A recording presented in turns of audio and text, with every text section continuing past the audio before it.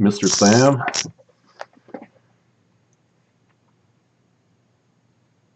Can you guys hear me okay? Sure can. Hey, Sam. How you doing? Good. Let me just get the setup on my side here. Sure. So how much snow you get down in Lakeville on Monday? Too much. Yeah, fucking I got back from California when I was out there for a month, and right away come back to the freezing cold and then 12 inches of snow. Wasn't very exciting. Excuse me 1 minute, guys. Sorry. Okay, yep, no problem. Then, I had to move, and we just picked up this new townhome, so we're trying to renovate it, so excuse any of the mess you see behind me here.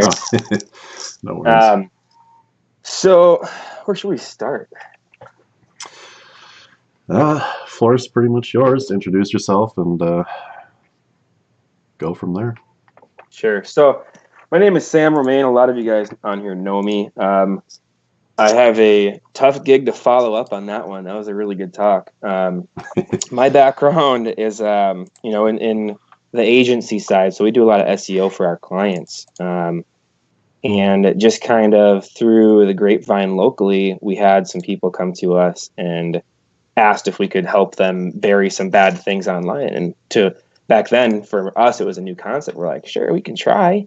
And it actually turned out, really well. So through that, we had a couple of referrals, and a lot of the reputation jobs that we got, we had a really high success rate with, and just kind of learned as we went. And so, the background is, for me, I'm 24 right now, and when I was about 13, I started my first company and selling on eBay and ranking products, learned how to drop ship. So SEO is not really a new concept for me. But the reputation side is really cool, and our team got really excited about this because we felt powerful in a sense, right? We got to control the way people saw the internet. So I want to say right away here, I do have a hard stop at 1 and maybe a little earlier. I do have a client meeting I have to run to. No worries. That being said, also I am just getting over the bug that's going around here in Minnesota. So if I cough, it's been awful. Yeah. It's bad. So if I cough at all and hurt your eardrums, I apologize. The other kind of housekeeping stuff, I'm not going to share any exact customer stories here. Everything that we do as far as reputation management is 100% confidential every single time, mainly because nobody likes their dirty laundry out there public, right? So absolutely. So the premise of this talk here, we're going to keep very base level. I don't know who our audience is necessarily. There might be some people who are more qualified than me. There might be some people who've never heard of reputation management in the way that I'm going to be talking about it.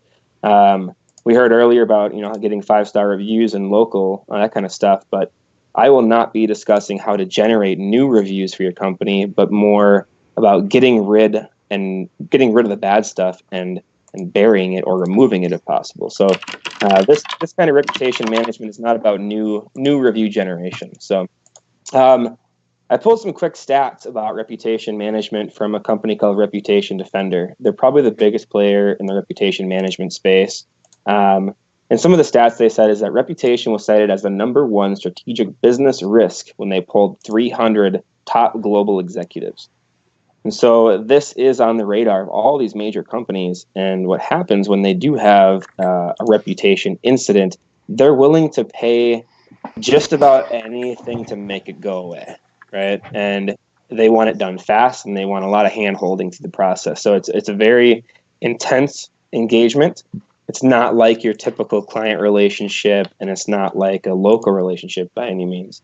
Some of the other stats that I pulled was 90% of executive recruiters screen their candidates online for reputation marks. Okay, so if you do have some bad rep out there, it is getting found, and people are using that against you. Okay, and then the last stat I pulled was kind of interesting, is that Reputation Defender says that 75% of a company's value is based on their reputation.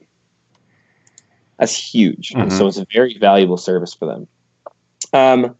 When we do reputation management, these customers are desperate for help. It's the amount of loss that they're receiving is immeasurable. And so it's important that we hold their hand through the process and help them understand that we are going to fix this. It's a process, but They're desperate. So essentially what we're trying to do for them is secure the brand's entire online persona in addition to doing good SEO that we already do, right? And we have to do this all very fast. There's a lot of moving parts in the process. So what doesn't work, just to start off right away, and before I go too far into this, I want to keep this very conversational. I don't have slides. I'm not giving away anything. I want this to be more of a Q&A kind of format. So if you have any questions, or if anybody has questions as I'm going along, feel free to type them in the YouTube chat box, and I will answer them as fast as they come across. So right away, what doesn't work is negative SEO. And there is a few exceptions to this, which I'm not necessarily going to talk about here. There are some people who specialize in these kind of dark arts, and I am not one of them, okay? So in general, negative SEO will not work. You can't send crappy PBN links or use automated GSA tools to send crappy links to Fox and take it down. It's not going to happen. Now, there are other negative SEO tactics that may exist, but again, we're not going to go into that here. The other thing that doesn't work is burying your head in the sand and ignoring the issue, because it will not just go away, okay? Sometimes when we're doing prospecting and searching out people who have bad rep, they think, oh, it'll just go away with time. And 6 years down the road, it did not go away, and actually it now has more age, and it's even harder to do the job of getting rid of it. Let's see, I have a couple comments in here. I just want to read. Yeah, go ahead. Asking about building social media fortress for brand. We'll get there later on in this presentation here. Negative SEO is great, says Joe. Negative SEO can be great if you know the dark arts, and not something we're going to get into. Keyword cannibalism, I hear about it often. My question is, what is the best way to view which keywords are having this problem? Which keywords on a website?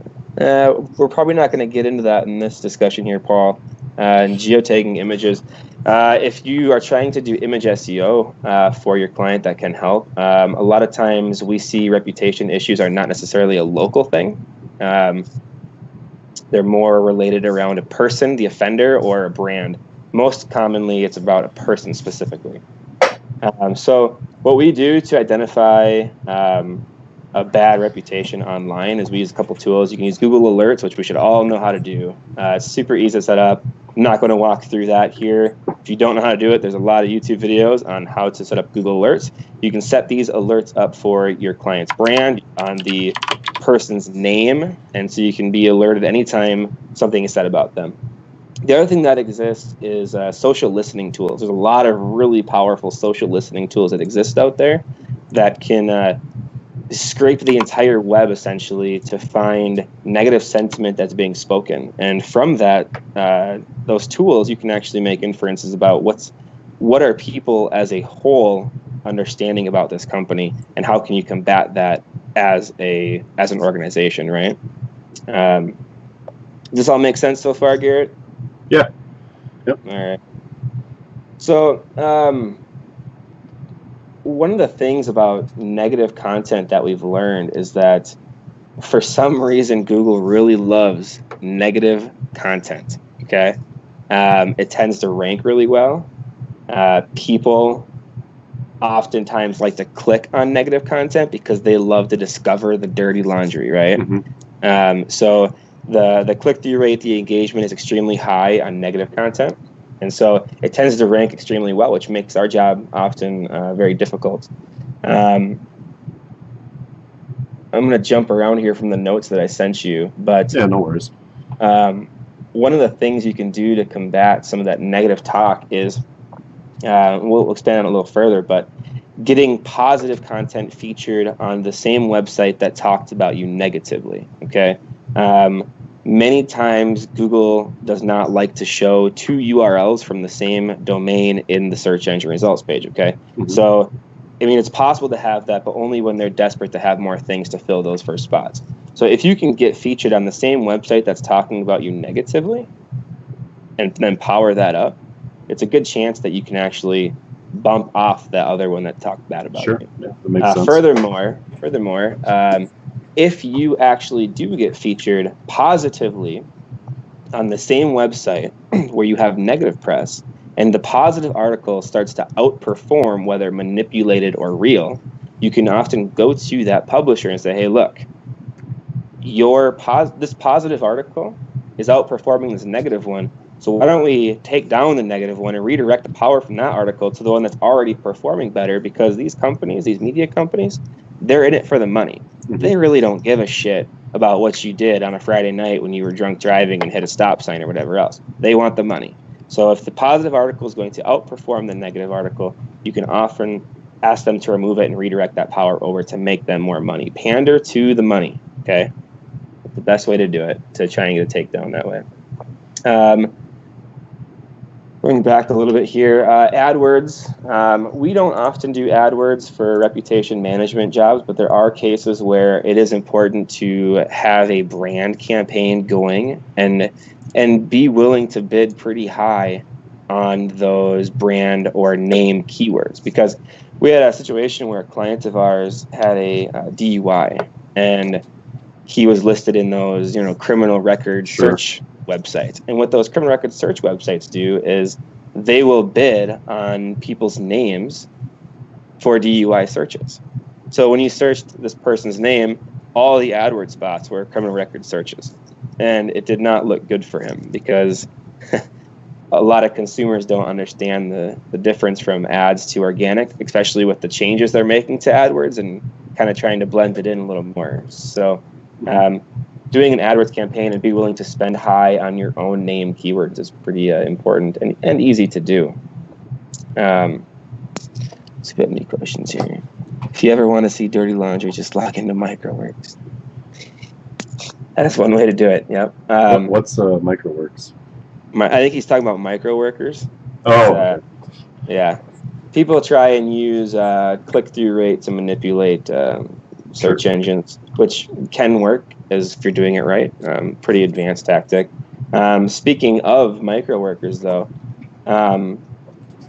people use that to manipulate click-through rate, CTR, right? And we know that real CTR works. And so one of the things that we often see our clients do when they have a negative incident occur is they're so overwhelmed and they end up searching for their own negative press multiple times per day just to wallow in their own shame, and they click on it, and it isn't helping them. It's only making their negative stuff rank higher, and they don't know it. So a part of a reputation management strategy has to be training the person, train the company to, one, stop talking about what happened. Excuse me. No problem. One, train them to stop talking about what happened, and two, to stop looking at it. If you are telling everyone about how terrible this is, all you're doing is spreading the news, right? So let's get them to stop talking about it. Let's get them to stop looking at it and stop searching. Troy says that can't be legal. Sounds like defamation and blackmail. I'm not sure what he's referring to. Do you have an idea what he's referring to there? Maybe just expand on it a little bit, Troy. And we can revisit it. Yeah, okay. So one of the other things that happens in a reputation management case is the Google suggested search. Sometimes we'll have XYZ brand or offender and the words fraud or scam or whatever attached to the end in the suggested search box. And so you can use CTR and search queries to kind of manipulate that. And one of the tools that might exist would be like crowdsearch.me. The stop sign thing. I'm still not sure what he's referring to. One of the tools. I think like when you were saying,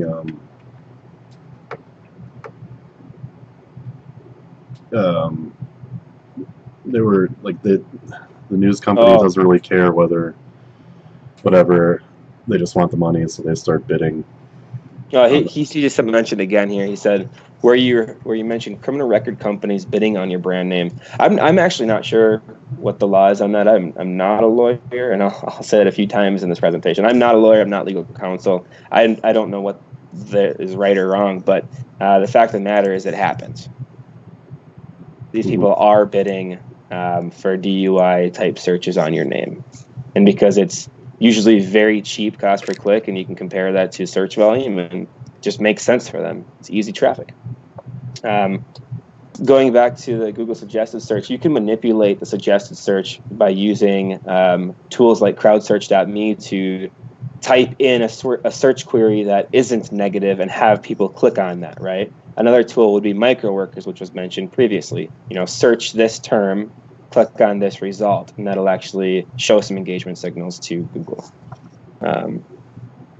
I've used amplify signals to do CTR manipulation like you suggested. Yeah, so I haven't heard that one or used it. I also don't use CrowdSearch myself, but I do know that those tools work for manipulating that suggested search. So it is a common thing, actually, where we've had companies come to us and they say, nothing on the first page of Google is actually bad, but we still have people looking for our company with terms like fraud or scam attached to it. Is there a way to remove that? And so that is possible using some of these CTR manipulation tools. I'm not sure if it's black hat or white hat, frankly. I don't really care. It gets the job done. So right.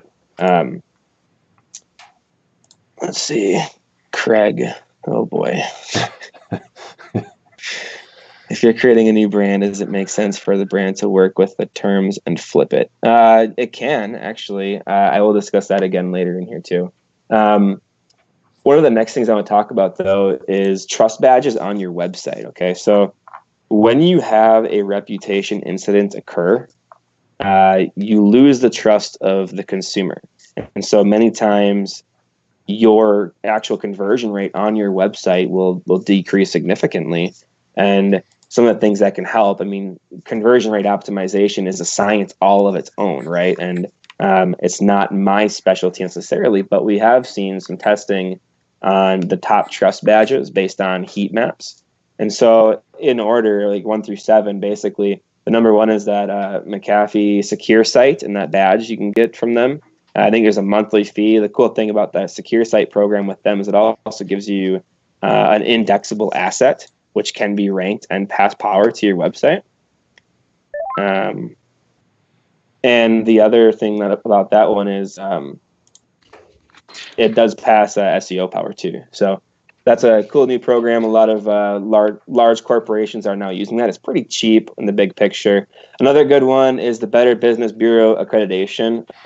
But there is some benefit to the Better Business Bureau because it is a powerful website. It does give you an indexable asset. It gives you a trust badge that people recognize, and those are all positive things. And so it's worth paying that. I think it's $40 a month for the Better Business Bureau accreditation. It's worth doing it in the big picture for a multi-million-dollar enterprise. $40 a month is a drop in a bucket. So just do it. Another easy badge to get would be the PayPal verified. All you have to do is verify your account. I think they send 2 transactions. You have to verify how many pennies they sent you, and then you're verified. And to get that badge, it's extremely easy. People know and trust PayPal, and having that badge gives them trust in you. One of the best ones is actually the VeriSign trust badge, which I think previously was Norton, or now it's Norton. It was VeriSign. I'm not sure. Either way, people know and trust that badge, and that actually I think has the highest registered heat map of all the trust badges. Is that VeriSign Norton one? Yeah, so, that one's been around for decades. Right, and probably longer than I've been around. Yeah. So these trust badges, you can use these on sales pages, landing pages, reputation management jobs. They're good to have no matter what. So a couple of the other ones are the Trust E certified privacy. I haven't a clue what it does, but apparently it's got a high heat map. Another really good one is the homemade money back guarantees. So if you're offering a product, make a badge that says 100% satisfaction guaranteed, 30-day money back, whatever the hell you want to say. You can have a guy in Fiverr make it for $5, or you throw it in Photoshop, and in 5 minutes, you have a trust badge that you made talking about money back guarantee, and people like to see that. What I would suggest is referencing your money back policy on another page on your website and linking to that, because what I've seen happen in the past is you say that you do a money back guarantee and then you don't actually do it, and then people get even more mad, right? So it's good to put your terms of that guarantee on a page and link to that. And then the last one, which has become an SEO signal recently, Google has made it public, is the SSL certificate. So making sure you download that SSL certificate on your website, and there's some free ones. I think it's called Let's Encrypt. It's a free SSL. And then furthermore, just because you have the certificate doesn't necessarily mean you have that green padlock. You actually want your website to say secure and have that green padlock in the top left corner, that URL. That does increase trust in your brand. It increases people's sense of trust in you and helps you increase your conversions. So any questions there? Let's see.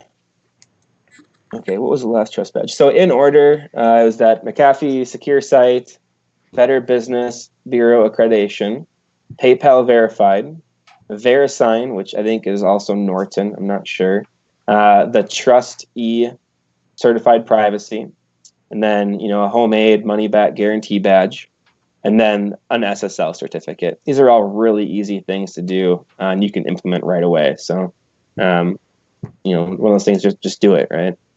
Let's see what questions. I don't really care. It gets the job done. I like this guy.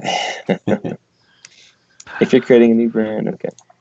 So we're going to go back to something that Craig asked earlier and doing the social fortress. I'm not sure who coined that term. And social fortress is an important thing. And there's two websites you can use to help check which social profiles are available. One is called Knowem, KNOWEM.com. I can type that in here, knowem.com. And the other one is Namecheck, CHK.com. So on either one of those websites, you can enter in your brand name. Don't use spaces. And it will go out there and it'll check hundreds of social profiles that exist or are taken.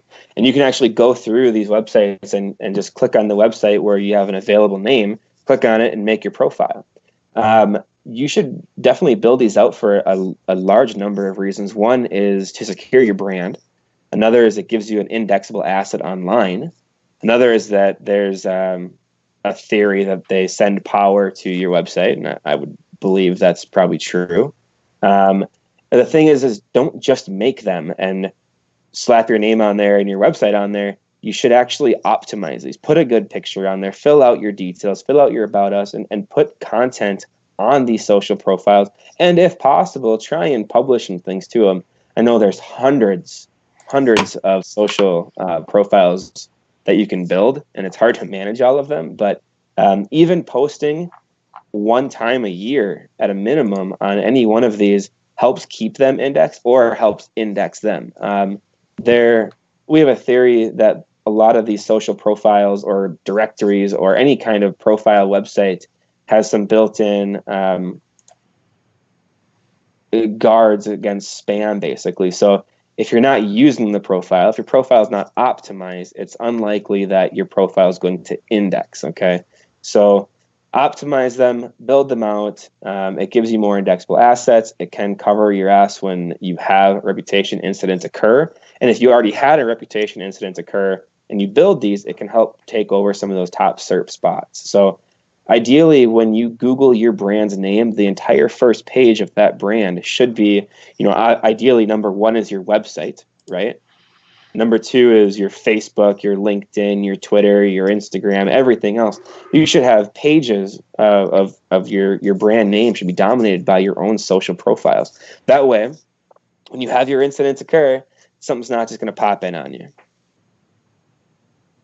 Are they just for U.S. businesses or globally? I can't answer that one. I only work with U.S.-based businesses, and so they definitely work in the U.S. I can't speak for the fact if they're global or not. What are the names of the sites you just mentioned? So we have Knowem, which I just put in chat. And then we have Namecheck. And both of these websites are free services where you can search and build out your profiles. One of the cool things about Noam, let me just double check so I don't sound stupid here live, right? Noam offers a service. So you could resell the service or bundle it into your package for your client. Yeah, for $649, which is kind of high. You can probably do it less with a VA or something. For $649, Noam will actually build out 300 social media websites for you. They have a pretty fast turnaround time when I've tested them, and they do a decent job of optimizing these profiles. In my opinion, though, it is on the expensive side. So it's probably easier if you're going to be doing a lot of this kind of work is just to hire a virtual assistant on Upwork or whatever you use. You can hire someone for $5 an hour, teach them how to build social profiles, and let them build social profiles all day long. It's a much cheaper route than having a company like this do it. Noam and Namecheck. Yep. So just to comment on Dan's here real quick. When you're using Namecheck, just remember to drop the E and the C in check. It's NAMECHK.com. All right. Any questions thus far? Mike Evans is saying Marketer Center does it cheaper and it's pretty good quality. Yep, I've used Marketer Center in the past. I have a really good working relationship with Andrew over there. Cool. I use them quite a bit actually before we brought things in house. Yeah. So my point to outsourcing versus in house is you get more control when you do it yourself, and you can build out your own SOPs. So cool. How about if you're like Garrett and you have a really famous dude with the same name as you, and you want to dominate the for your own name? Yeah, I think we've looked at that one before.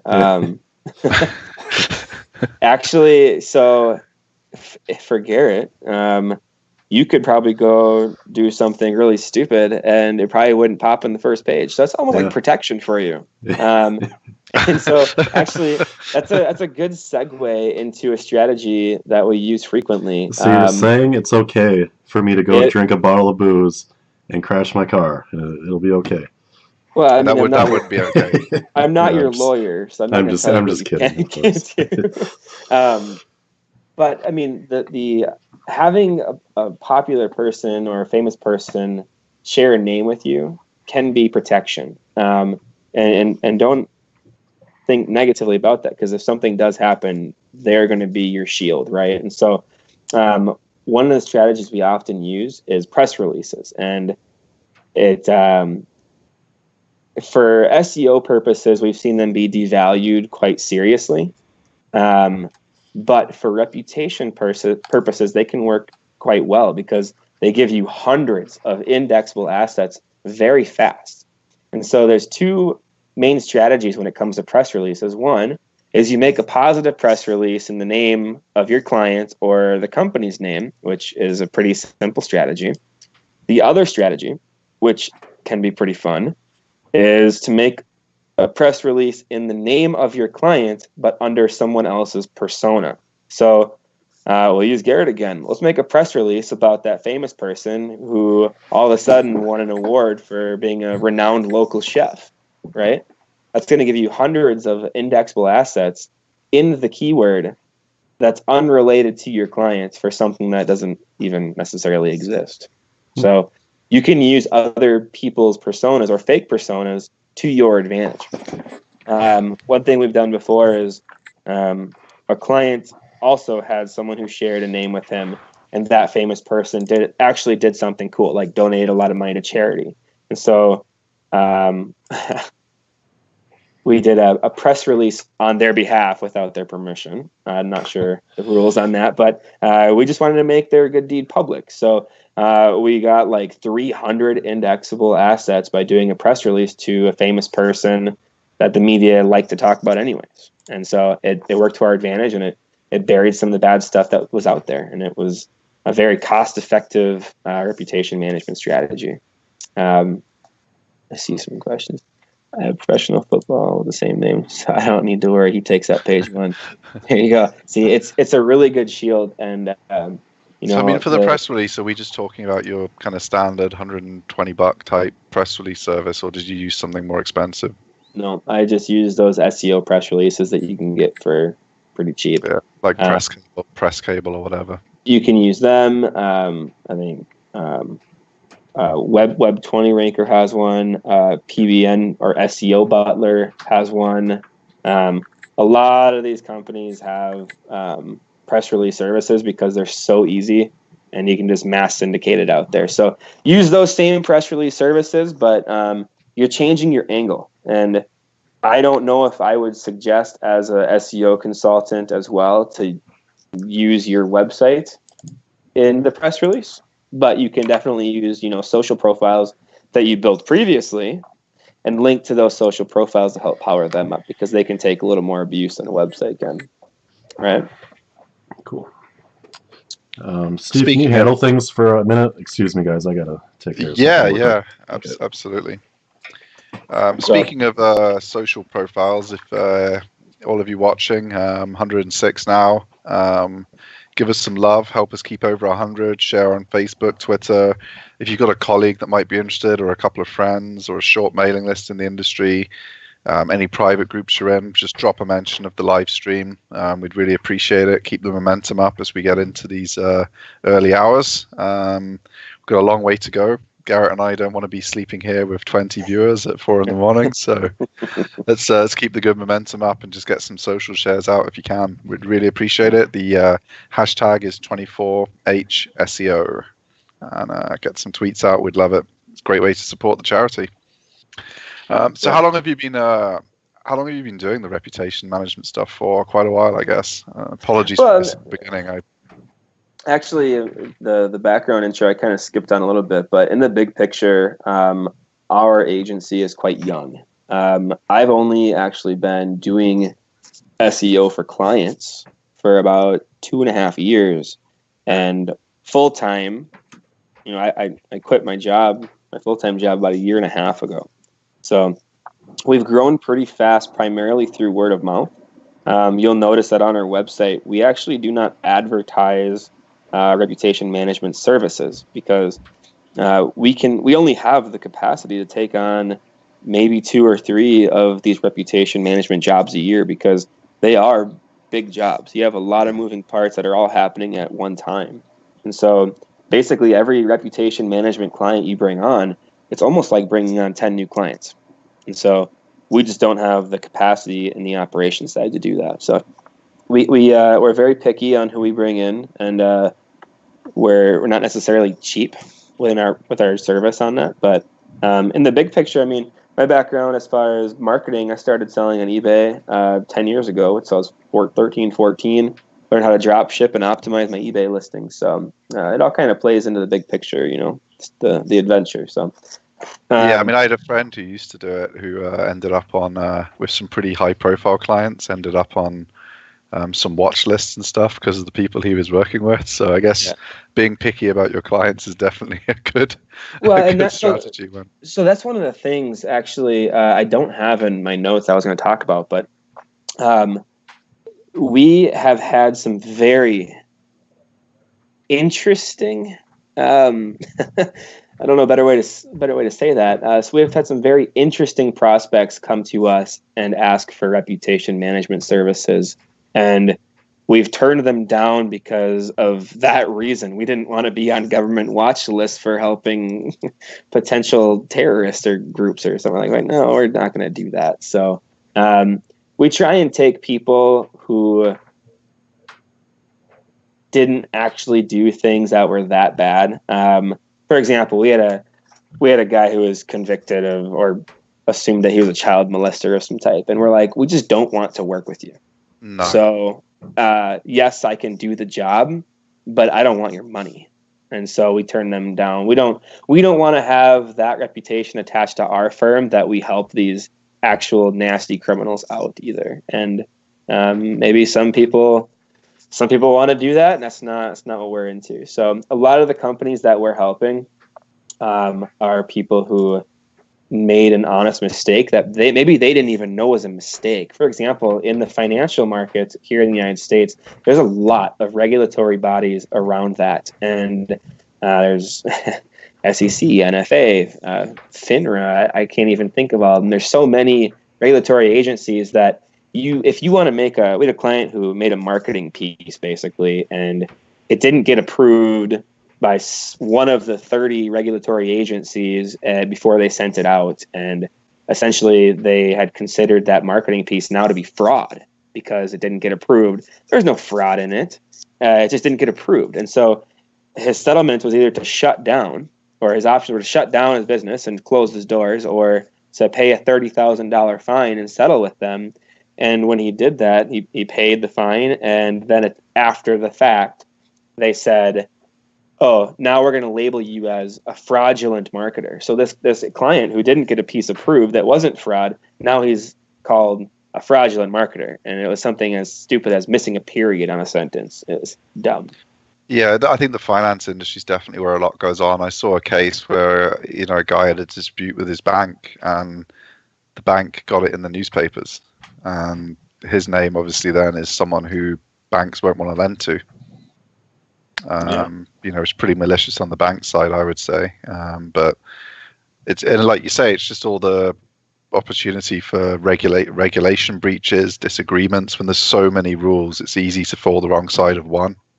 Yeah, no, it's and especially when you don't know the rules because there's too many of them. It's over-regulation, and the last number of years, the political climate here in the United States has been wild, to say the least. And so some of these regulatory agencies have gotten defunded, and basically they were said, you can stay open, but you have to make your own money. And so when you make a regulatory agency, when you cut off their funding and tell them they have to make their own money, how does a regulatory agency make money? They pass out fines. Yeah. And so it's almost like there's too many fines going out for things that are just silly.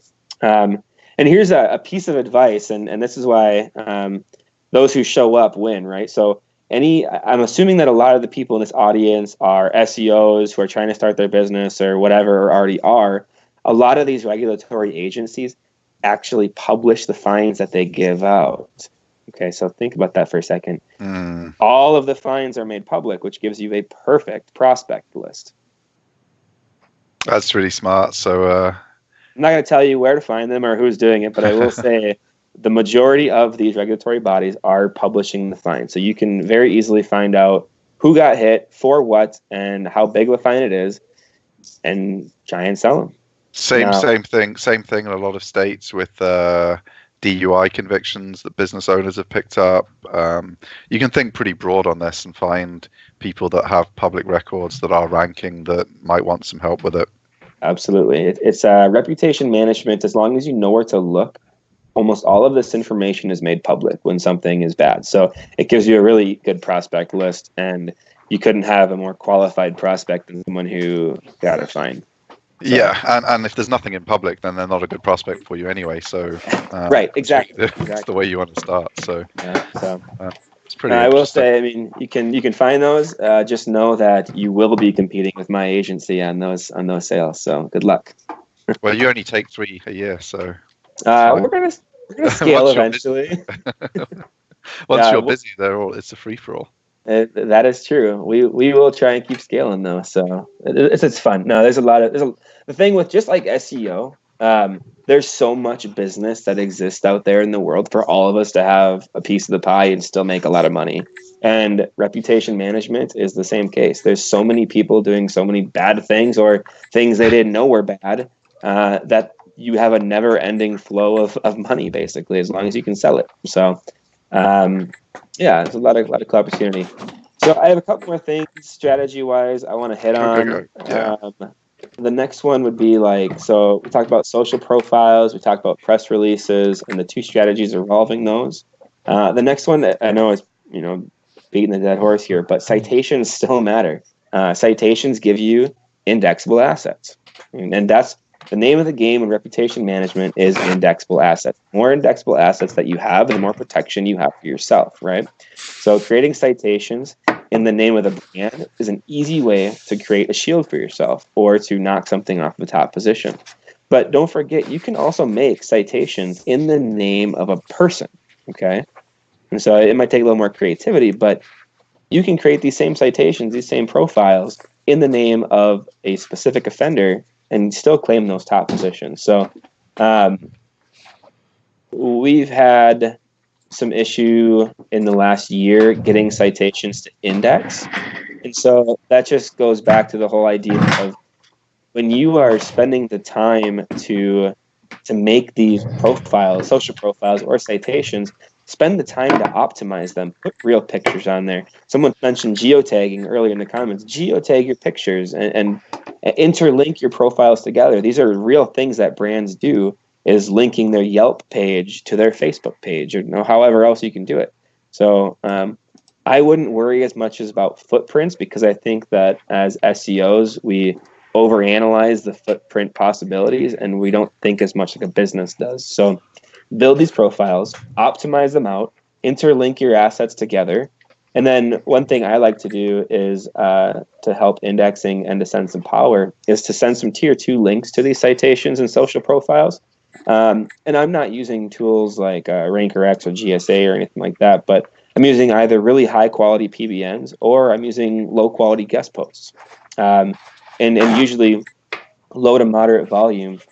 This really does help them index and spread some power around, because remember, it's not just about creating the asset, which we all know. It's about ranking the asset too, right? And providing protection for yourself. So don't be afraid to power everything up.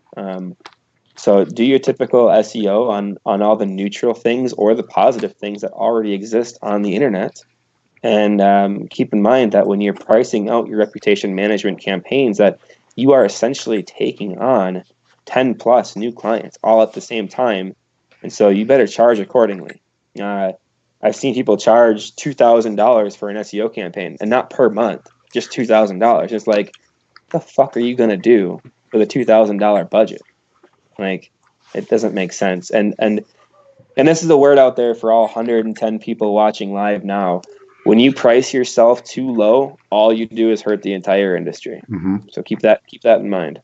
I agree 100%. Let me check some comments here after going on a little rant there. Yeah, because I mean, if you think about it, when you fail, which you will for $2,000, unless the person you're working with is really lucky and the things that have been said about them negatively are really easy to shift. When you fail, you're just another person who's made the SEO industry look like no one knows what they're doing and they're just ripping people off. Where you charge a bit more, you succeed, it's another great review for someone in the industry. So you not only have you saved us all the being tarnished with the failed campaign, but you've got yourself referrals and more business anyway. So you get more money and you get more business. It's like a win-win just to charge a bit more and make sure you do the job. Yeah, absolutely. And I think in a couple hours, Josh, I don't know how to say his last name, is going to be talking about snake oil salesman and SEO. And, it's a good tie into that, because actually, funny thing about price, I'm just going to go on a little side tangent here. We've actually lost jobs by being priced too low. And once we didn't get the job, we went back and asked them, and they're like, yeah, we felt that you didn't bid high enough, and so we were concerned that you wouldn't have the proper resources or you didn't actually know what you were doing. We're like, well, that's a fucking eye-opener. So be aware that you can price too low and not get a job. It's not all about pricing high and losing jobs. So help everybody out, right? Yeah, and I guess, once you're talking several $1,000s, if your price is 2 or 5, it's probably just as hard to sell. But on one of them, you might fail. Right. So,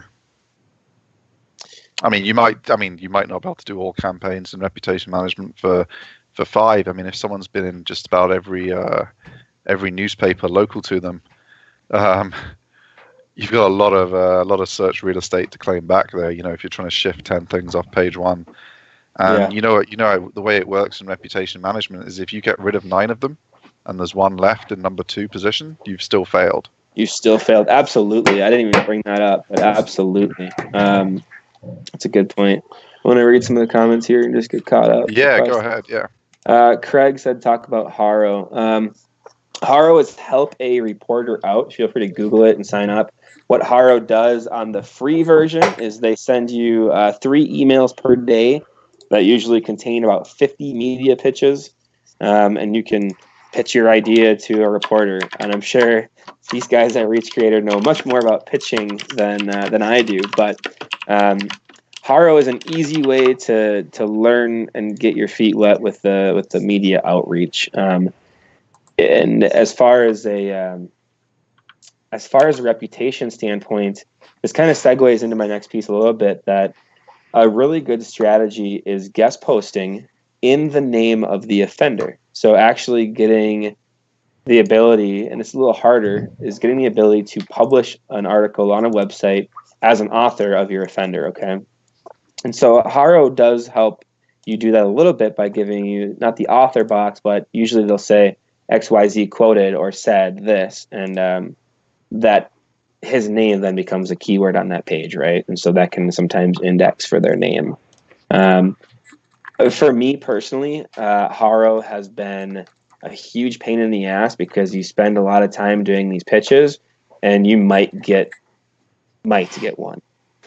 And so unless you're really good, it's tough. And that's the media pitching is a skill and probably more of an art, honestly. Mm-hmm. Here in Sweden, there's a huge national underground forum that's heavy. Good reputation for a client, and they had some crap about them 8 years back. That stuck around the top 5 real hard. Yeah. One of the strategies that we've employed, and I'll get into towards the end here as well, is actually removing bad content. And this is kind of what separates my agency out from your conventional SEO selling ORM, is that we actually have had really high success rates in getting content like fully removed, which is a lot harder than just burying things. So when it comes to a form, oftentimes the people who run forms, and I'm going to say this very broadly, so if you're running a form and it doesn't apply to you, I apologize. A lot of the people who run forms tend to be hurting for money on hosting and trying to keep everything alive, so they're asking for donations. One of the things that we've had success with is going to a form owner and offering them some money to remove that. Again, I'm not a lawyer. I can't speak to the legality of that, but it has worked for us. So might be a strategy you can try. Craig, Sam said, fuck.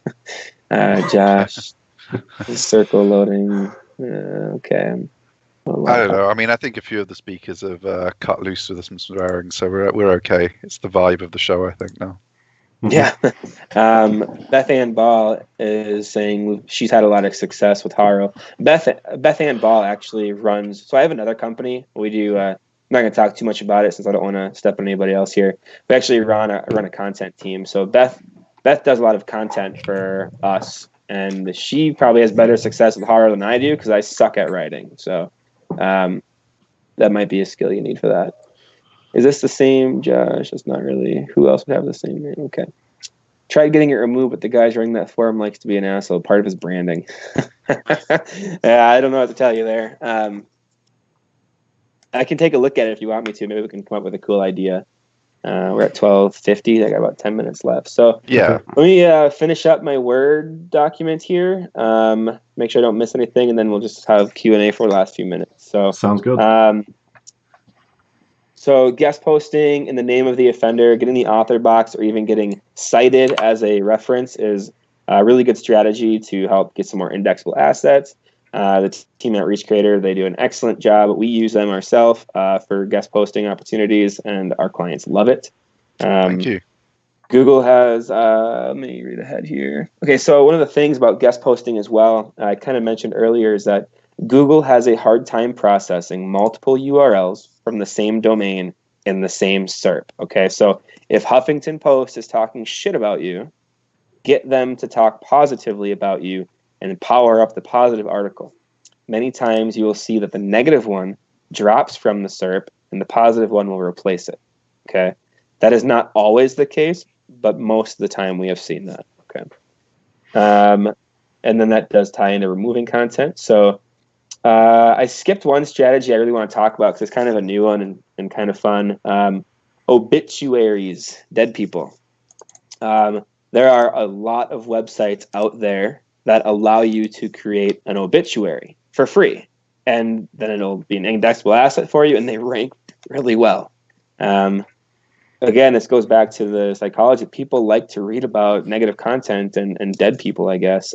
So you can actually create fake personas in your client's name on these obituary websites and have them index and rank. So there's a couple good ones, obituary.com, christianmemorials.com, and tributes.com. I'll give you free options to create obituaries. Some websites do require a death certificate. And again, I'm not a lawyer, but I'm pretty sure it's illegal to fake government documents. Probably. So don't do those ones. There's black hat SEO, and then there's getting arrested. So don't get yourselves arrested. Just move on to another site. Yep. So don't fake those documents. But here's what I will tell you is that the websites that charge you for an obituary, I think tributes.com charges $50. The websites that charge you usually index faster, rank higher, and stick longer. So don't be afraid to spend a little bit of money on an obituary.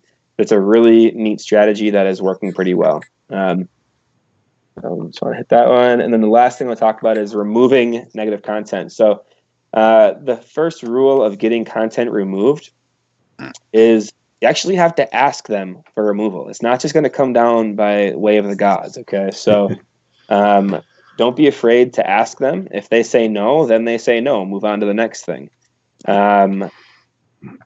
One of the strategies that works really well when asking for content removal is citing a trademark infringement. So, for example, Wayback Machine, and a lot of you know about that.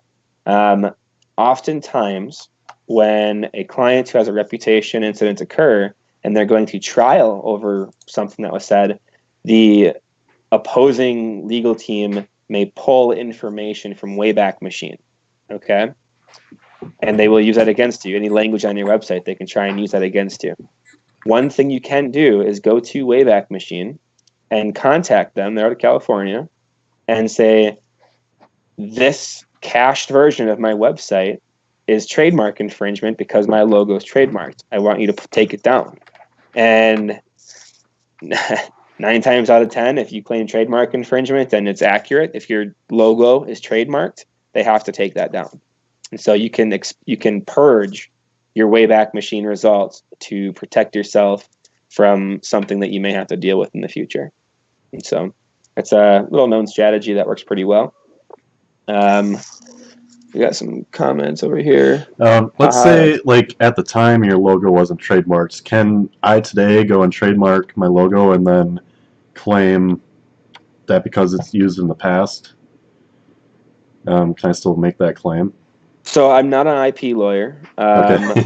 but there is no reason you couldn't try. Sure. Okay. And we can make the assumption that in most cases the people running Wayback Machine are also not IP lawyers. And rather than fucking around with you and wasting their time, they're just going to remove it. It's easier, right? Mm-hmm.